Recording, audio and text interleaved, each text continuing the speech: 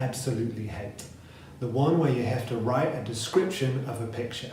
So you see a photo like this, and then you have to type out a short description in just 1 minute. Now, if you want a good score, there are two important points to remember. You should write in full sentences, and you should leave yourself a few seconds to check for errors. So if we're going to do these two things, then how much should we write? Well, that depends on your current level. So if your level is, say, 60 to 70, we want one good sentence. If your level is higher, say 90, then we want two good sentences. If your level is 110, then you want two long sentences or three shorter sentences. Remember, you're not trying to be perfect. You're trying to improve and to keep on improving.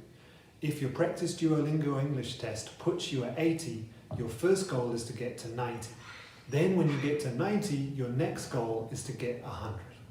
Now, how should you start your description?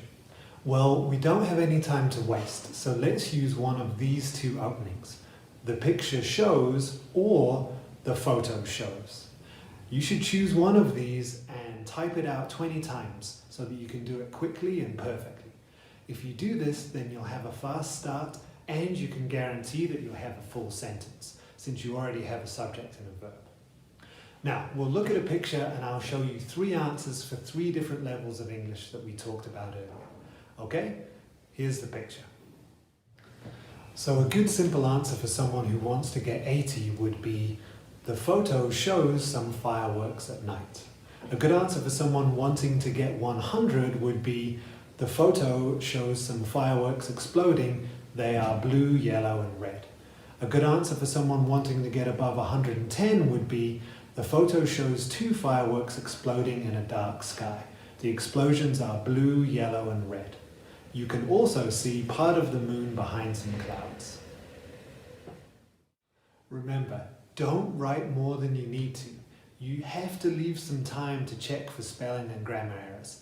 If you write 3 horrible sentences, you won't get a good score.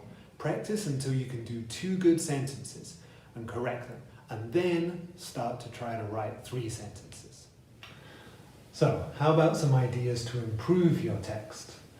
Number 1, your description can be boring. There are no extra points for being interesting. You just need English without errors. So describe colours and shapes and talk about whatever you see. 2, you can also focus on background details if you run out of things to say. Say something like, in the background there is, or in the background you can see. Again, choose one of these 2 sentences and type it out 20 times so that you remember it.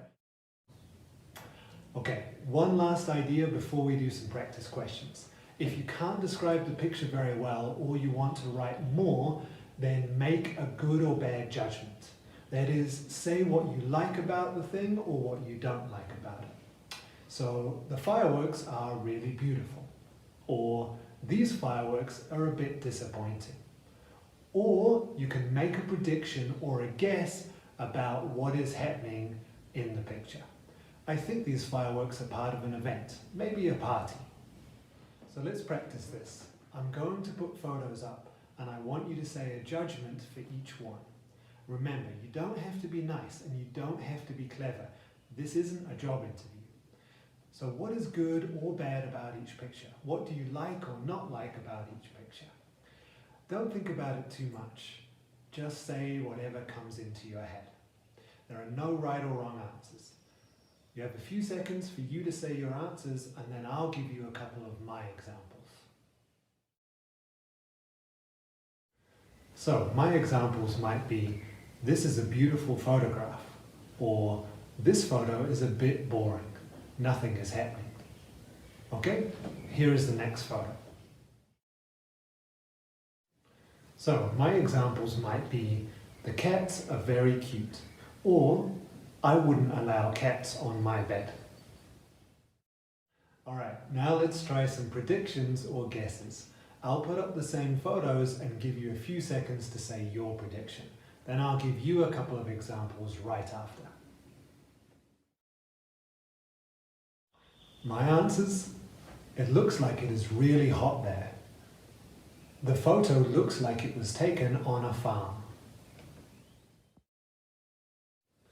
My examples are, the cats look like they are brothers or sisters, or the cats look like they are very happy.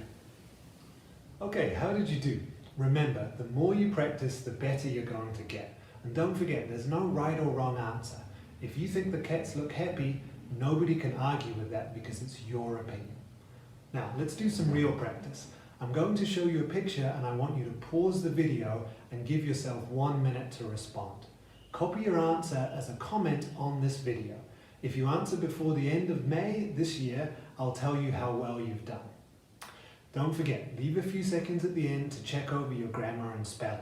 And don't worry about being boring. Just describe what you see. Ready? Here's the picture. So, if you're watching this before the end of May 2020, put your answers in the comments and we'll tell you how well you did. Do you want to do one more? Good. That's the way we're going to get better. Okay, the same again. I'll show you a photo and you describe it in 1 minute. To get some extra words in, remember, you can give a judgment. This is ugly. The photo is unprofessional. Or you can make a prediction or a guess. I think she will win this game. This dog looks like he is very happy. Got it? Okay, here is your picture.